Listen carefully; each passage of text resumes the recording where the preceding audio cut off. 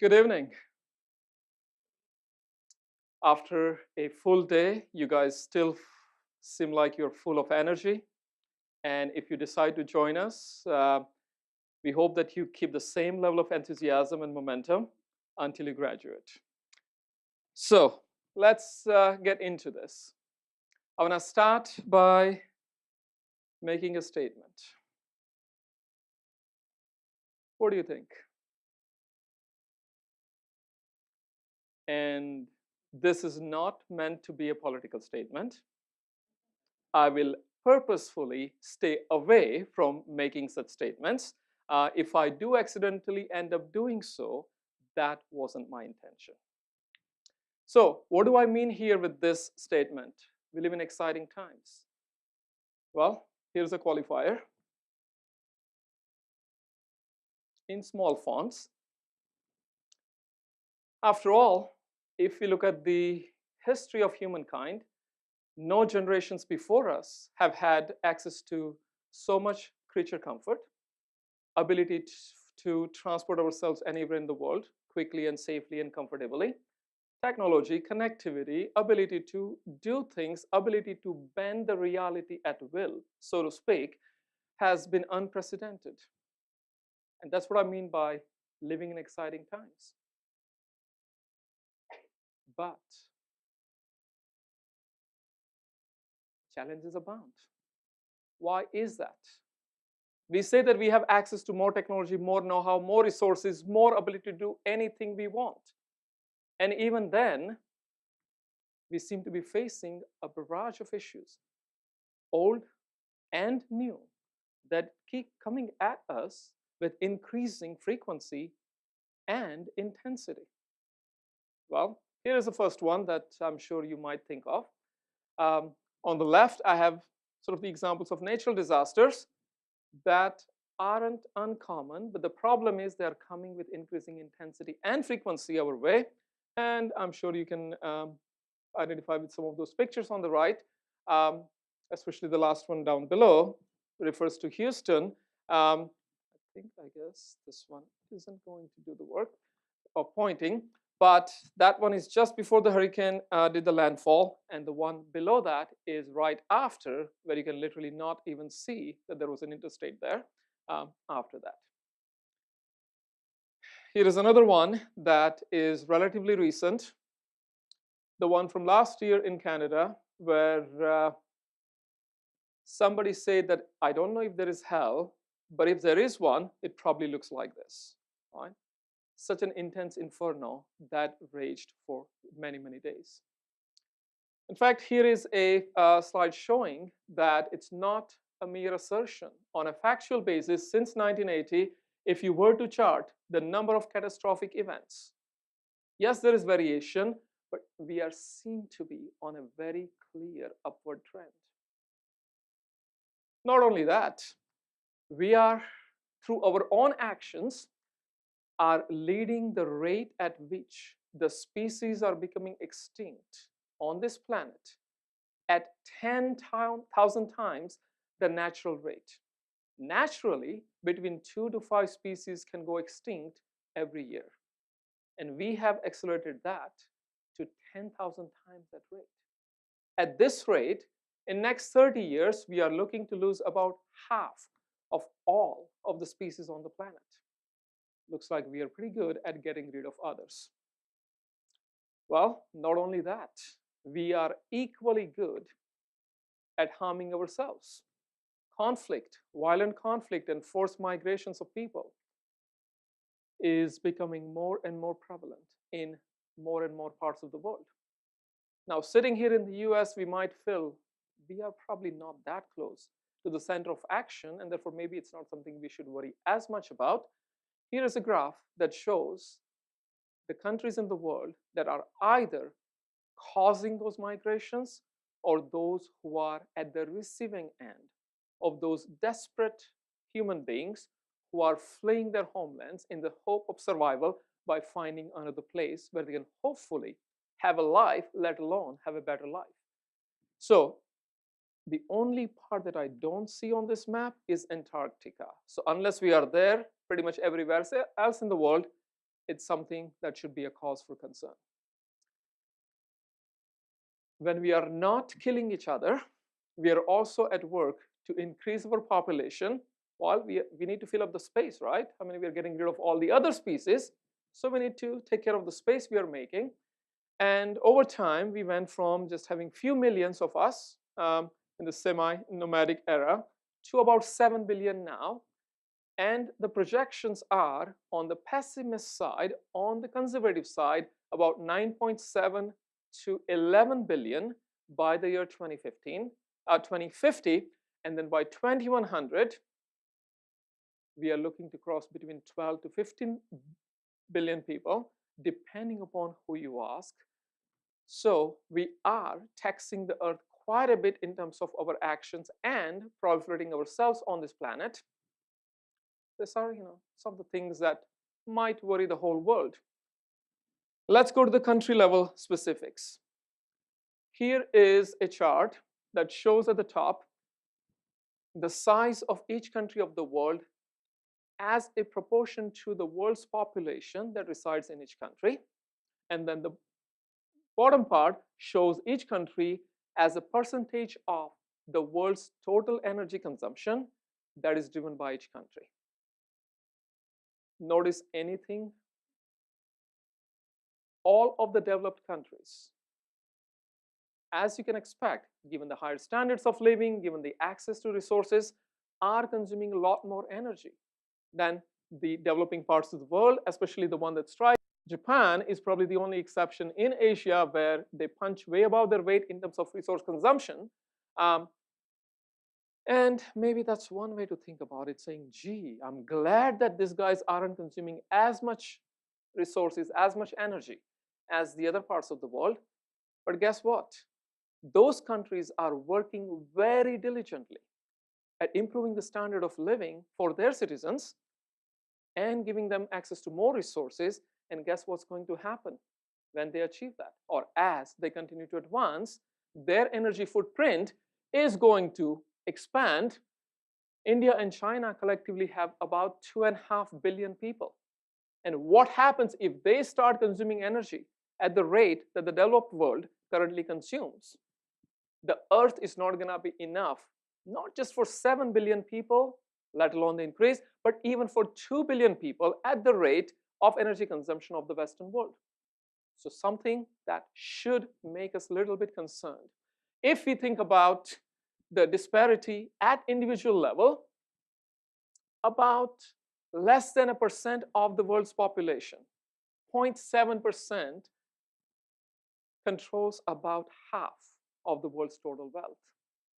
Now, we live in a time where access to wealth translates directly into access to resources, all the way from food to amenities to being able to get medical care to being able to protect yourself against the elements. All of those are tied to access to resources, and that's tied to the wealth. Now, that 0.7% is also the part of the population that is going to be relatively protected from the fallout of advances in artificial intelligence, machine learning, and automation that we seem to be developing at a rapid pace. The people who are going to lose their ability to make a living are the ones that don't have much to begin with. People who rely on the skills which are not that transferable, and they don't have the portability like you and me do, of going and finding other opportunities to make use of our skills. And they are the ones who will probably not be able to have even what they currently have. 3% of the world's wealth, which currently is enjoyed by almost 2/3 of the population. So that again points a pretty big picture. Let's go a little further. Here is something that people say when people complain about the problems. Like when you talk about global warming, somebody speaking in winter will say, where is global warming? I'm freezing here. We want some global warming. Really? The people that say, come on, I don't really see that many poor people. It's like, yeah, you have put them so much far below you, you can't even see them. So That is one of the manifestations of the increasing divide between the haves and the have-nots. And what's happening with the advances in technology? Are we making them come closer? No. We are actually working towards making the divide even bigger. Here is a picture of the world shown in terms of parts of the world where we have acute crises in terms of hunger. Now, currently it's most of Africa, some parts of Asia, very small parts in the Americas. But as we continue to expand the population of the world, this is not going to be contained just in Africa. And by the way, this is denoted as phase 3 and above, which means it's already in the crisis mode, or it can also go into catastrophic mode if it's not managed well. Well, looking at this and many other challenges, the United Nations worked on creating a global consensus towards driving world action by coming up with 8 Sustainable Development Goals, or what they call the Millennial Development Goals, in the year 2000. And then we worked on it for about 15 years. And then UN met again, tried to create a wider consensus, took a stock of where we were, and guess what? From the 8 Millennial Development Goals, the UN said, gee, not only we need to work on this, we need to expand the definition of challenges. And now we have 17 global goals for sustainable development, which tries to unite the world towards making the world becoming a more livable and more sustainable place for all of us. In fact, now there are efforts underway that allow us to not only monitor, but also track the progress that we are making towards achieving those goals. Here is one picture that says that these 17 goals in a way try to tackle economic sustainability, societal sustainability, and environmental sustainability. And if we were to look at where we are as a world, a gap frame that shows where we are, there are 24 indicators along 4 dimensions. And for each of those, we can see whether we are not as bad to being sort of in an existential crisis mode to places where there is nothing much to worry. So anything that's on the outer edge, good. Anything towards the center, cause of grave concern. So collectively as a world, waste treatment, for example, is one of those things where as a species, as humanity, as society, we don't have a clue of how to do it properly. And as a world, we keep on piling the garbage. We keep on shifting it from one place to the next. We find a better place to dump it. We find a better place to hide it. But ultimately, it's going to catch up with us unless we do something soon. The other thing that as a world, we really need to work on is social integration. The divide that I mentioned of the haves and the have-nots is growing. Well, how do we do as a country? The United States. We are one of the most developed countries, or among the most developed countries in the world. We have access to technology, know-how, resources, to the extent that the rest of the world is jealous of us sometimes, saying, gee, we wish we had the kind of access that you guys have. How are we doing? Here is a picture for the US. I want to show 2 paradoxical things out of this chart. If you notice the one about clean air, that's number 5 on the northeast of their chart, it shows that we are okay. As far as clean air is concerned, US doesn't have that much to worry. But if you go to number 3 and number 2 especially, when you look at the carbon quotient, unlike the rest of the world, we actually have a crisis on our hand. How exactly is it possible that we enjoy clean air? And let me go back to the previous.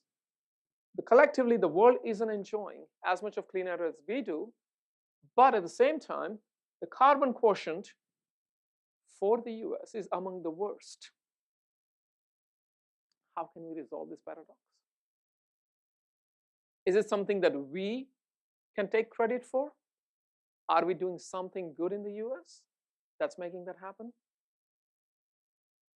Any guesses? What do you think? We seem to have among the cleanest air in the world, while we keep dumping the highest level of carbon in the atmosphere. How does that add up?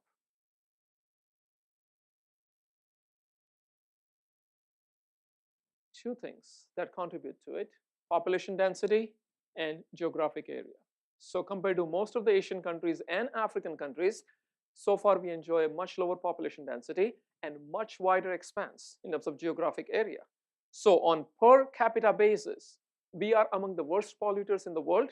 But given that we don't have that many of us in a wide land, we are fortunate to have clean air. But that is not going to stay with us forever. So collectively, as a society, we do need to work on this. Now, you might be saying, hold on, I'm not here to fix the world, right? Let's start with a rather humble goal of doing something that in fact allows me to make a difference and be successful where I am. Maybe the global problems are too big for me to worry about. Let's start more local. Any country relies on three sectors for the society to function. Start with public sector, which we might call policymakers, government and governmental organizations. And then we have the private sector, which I believe most of us might end up becoming part of or might already be part of. And then we have the social sector. As I categorically said, I will stay away from making statements about the governments. Otherwise, I will end up making comments that may not be politically correct. But let me spend a couple of minutes on each of these sectors. Let's start with the social sector. Apparently, these are the people with the heart in the right place, right? They are the ones that are trying to do good. Why do we keep having societal challenges? Why do we still have homeless? Even in the state of California, which is apparently the golden state in the US, among the most liberal parts of the world, we even have homelesses. Actually, we have the second highest homeless population of any city in the United States, among other things. And it's not because we don't have enough NGOs.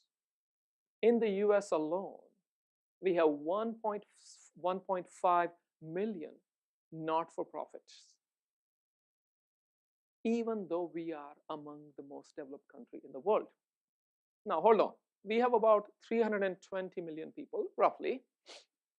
And let's assume that half of those have the means to at least work on their own challenges, leaving half of the population that the not-for-profits should at least work with.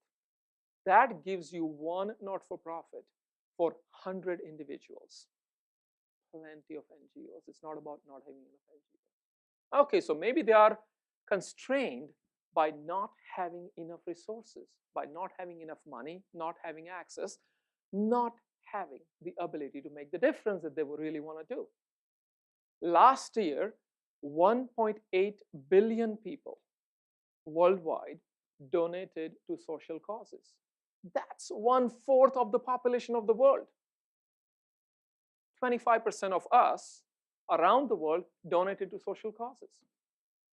So why aren't those resources creating the impact that's possible given the know-how, given the technology, given the access, given the connectivity that we seem to enjoy? What's missing? One thing that you might say is social sector has a structural problem. Actually, not just one, quite a few, but let me mention a couple of them. Number one, as a society, we do not like seeing the people working for the social sector getting paid a good salary. The average population expects them to literally work for free, if not work for peanuts, right? And therefore, they have a challenge in attracting the best people to the sector. Not that many people can afford to join the social sector just from the goodness of their heart. Most of us do also need to make a living. And therefore, collectively, they have to compete with other sectors, and they can't compete that well in terms of talent. Once you get the talent, they also cannot invest in building capacity of those people. Benchmarking is relatively rare.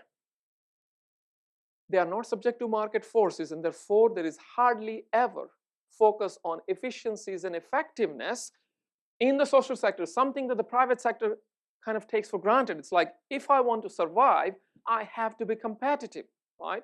And in the social sector, that's something you almost never hear. So that's the social sector's challenges. Let's come to the private sector. Most people who might have a good heart might be writing a check, let's say to support a not-for-profit, to support a social cause, and at the same time might be writing checks, or in today's time, making electronic transfers to pay their bills. Which part of their life do you think they're going to cut out if the going gets tough? The check to the not-for-profit will easily be postponed, saying, gee, when I can, I will get back into that. The things that you do to survive are not going to be put on hold. And that's where the for-profit has the biggest advantage. People do not take not-for-profits as a luxury they can only afford only when they have the choice. For-profit allows more people to make a living in the world than any other sector, and therefore it's an integral part of lives of many more people. It has access to more resources, has more levers to make a difference, and is in a position to change things in the right way only if people leading those businesses have their heart in the right place. Is it always the case? Sometimes yes, but not always. Let me introduce you to a small sample of what I call the corporate hall of shame. Organizations who are known to have deliberately, not by accident, but deliberately engaged in practices which were immoral, unethical, and downright illegal. Right? To me, that's the lowest bar, by the way, right? Legality is a lower bar, and then you also can reach the higher level and say whether it's moral or whether it's ethical. And here is the first one.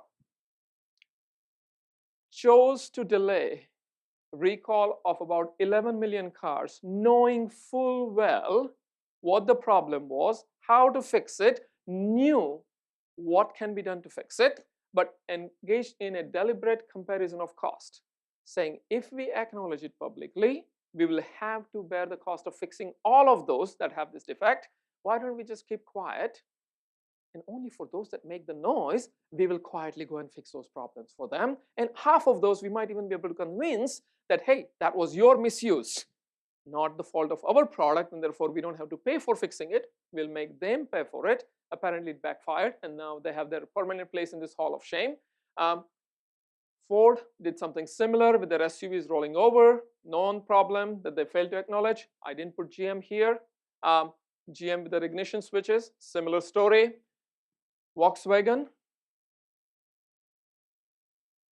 the emission scandal, knowingly creating algorithm that the engine can detect when it's being tested for emissions, has absolutely no excuse other than saying, yes, we deliberately wanted to do it.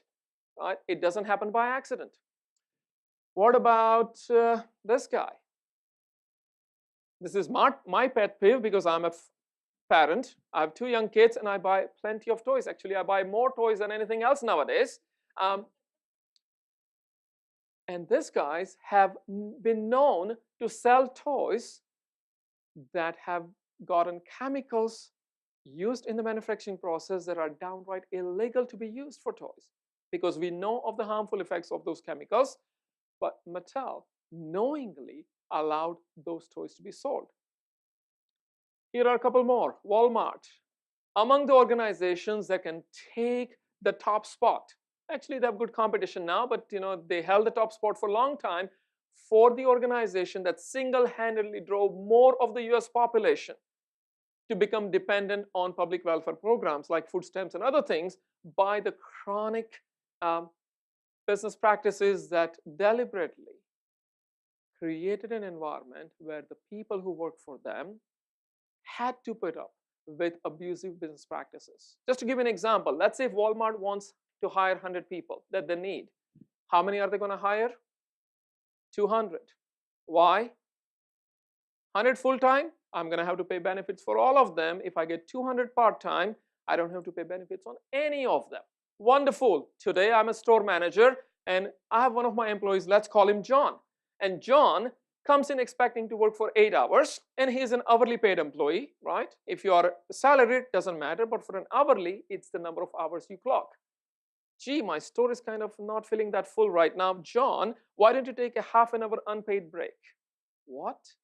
Yeah, because the store is it's not that busy. We don't need you right now. Go take a half an hour unpaid break. Gee, my mortgage doesn't go down just because the store is not busy today. My grocery bills don't come down, but half an hour is not long enough for me to go to anywhere else and do anything. So I loiter around in the store or in the parking lot, come back half an hour later to see whether the store has enough customers so I can continue to be back on paid work, right? And then there are a few others, McDonald's and Nestle and Halliburton. I'll have to stay away from that, otherwise it will become a political comment. Wells Fargo, Enron, our own beloved Apple. Um, Horrific working conditions for the workers that are racing against time to put the Apple products out, especially around the launch time of any new Apple product. And Apple knows about it, has the position to twist the arm of the supplier like Foxconn to adopt better business practices, but chooses not to because they want to preserve their profit margins. There is no other explanation for that. Uber, I don't want to tell you more. It's more recent. You know about all of that. So what's going on here? We have social sector, we have the public sector, we have the private sector. We all have access to resources, ability, know-how, connections, technology, everything that we need to do a great job. We aren't doing as well as we could. So what can we do to make that happen? Well, this is a humble assertion from some of us. Well, the missing ingredient is this. The right set of people, because at the end of the day, government is nothing but a bunch of people working together. Social sector is, again, nothing else but a bunch of people working together. Same thing with the for-profit organizations. At the end, it's the individuals who are part of the organization that drive what's being done. So we want to have people that can and want to do good and do well at the same time. People who are truly educated. Now, hold on. Let me go back to that word, the word educated. I just did a Google search because, come on, what do I know about education, right? I'm in academia. And it came up with these two wonderful answers. It's a process of receiving or giving systematic instruction. Wonderful. Yeah, that's what we do, right? But it's meant to be an enlightening experience. What is enlightenment? Well, Abraham Maslow created this. Most of us are familiar with that. Something that goes from meeting psychological needs or physiological needs towards helping us achieve self-actualization. If we have people who are educated in the true sense, then any challenge in the world can be solved. Maybe not tomorrow, but soon thereafter. So each of us, in a way, have a choice to make. We can either choose to be managers and executives who are simply driven by a narrow definition of success, career success as well as financial success, or we can choose to become true leaders who not only look at personal success, but also think about triple bottom line. Think about both people and planet in addition to profits. Or we can think about quadruple bottom line by adding peace into the 3P. Or we can think about the penta bottom line. Or we can think about the hexa bottom line. And I'm sure by the time I'm done, somebody would have thought of another P to add over there. And we'll be chasing the 7-axis bottom line. So collectively and individually, it's a choice. It's a choice that each of us can make. In a way, we stand at the edge. On one side is the familiar, a world that is complex, but is filled with complacency. On the other is this exciting space where true innovation, true collaboration, and true progress resides. We can choose to make a difference If you do, here are some of the programs that we have, like Dr. Luigi kindly went over, all the way from 2 leadership programs to MBAs to the 5 specialized degrees. They are designed to help you succeed in this increasingly connected, complex, and competitive world by helping you not only become capable of helping your organization succeed, but also help you become more conscious and more cognizant of the consequences of your decisions on the wider world in order to create a world that not only can look forward to a better future, but can also have the possibility of a future at all. Well, welcome to the world where what you love, what you're good at, and what you're paid for, and if I can change that, I'll add the word highly paid for, actually delivers what the world truly needs. It is a choice, and the choice is yours. Don't wait for change. Shape it. Thank you very much.